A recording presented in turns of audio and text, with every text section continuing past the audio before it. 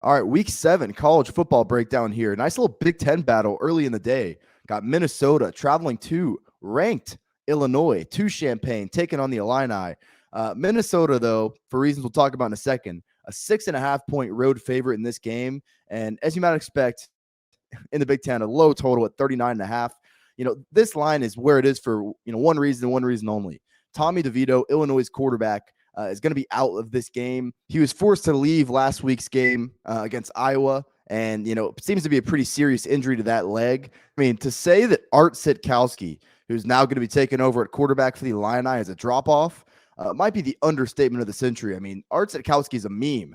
That's all he is. I mean, you remember him back from his days at Rutgers, where he threw for like 4 touchdowns, 18 interceptions. He's less than 5 yards per attempt throughout his college career. Why Brett Bielema had him transfer over to Illinois and actually thought of him as a backup quarterback is beyond me. Art Sitkowski is the worst quarterback in major college football. He's terrible. And, I don't really think you can quantify how big of a drop-off that really is through a line. I mean, I really can. I mean, Illinois with Art Sitkowski in there is no threat in the passing game. And it sucks because they got Chase Brown. Chase Brown's been one of the best running backs in all of college football this year. He's had some tough matchups too. It hasn't really mattered.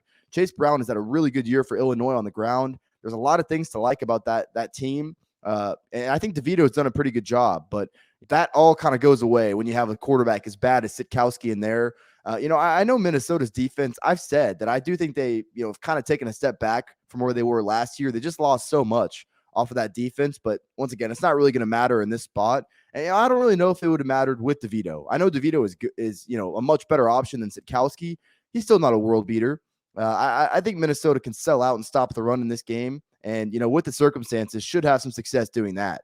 I'm not worried about Minnesota particularly. I know the last time we saw them, they kind of laid a clunker at home against Purdue. I mean, they were 11-point favorites in that game. And they lost by 10 at home. I don't know if that's kind of a theme that you got to follow with PJ Fleck moving forward.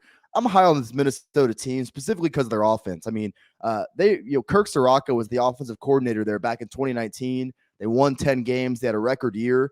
He leaves for Penn State. They instantly kind of go in the gutter offensively these past 2 seasons. Well, he's back now. Tanner Morgan's a 5th-year guy. He's playing as good as he ever has. They got maybe the deepest running back room in college football. I'm a Texas fan, so I'll say we do. But, I mean, with Mo Ibrahim, and he should be back healthy for this game. They got Potts. They got a lot of just good options at that position. Listen, I know Illinois has been really good against the run, and they've actually been good getting after the quarterback too.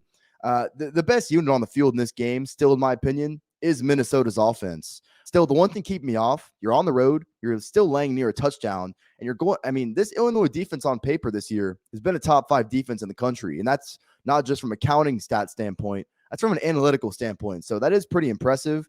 I will say this is a little bit different of a beast than going up against Wisconsin or Iowa. They can beat you through the air. I mean, Tanner Morgan's going to be over 9.5, maybe even 10 yards per attempt this year, and they got Mo Ibrahim and those guys in the backfield. This would figure to be a pretty tough matchup for Illinois. I'm going to kind of, mull over this for a little bit. I would lean towards laying the points with Minnesota here. I don't think the under is a bad call either. I'd probably want to isolate the Illinois team total under. You're going to get that over 14. Like I said, they're just going to have no threat in the passing game. I've said it a million times. It needs to be said. So I'm going to mull over this game for a little bit, maybe add it on Friday or Saturday. If anything, I would just be fading Illinois' offense in one way, shape, or form. But I do think Minnesota's offense is good enough to where maybe you just lay the 6.5 here. Interesting game, and it stinks that we can't get Illinois at full strength here.